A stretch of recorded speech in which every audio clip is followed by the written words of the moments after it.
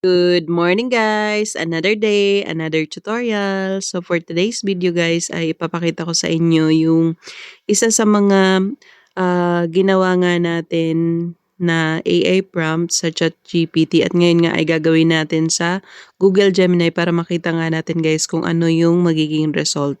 So ganun pa rin yung process guys.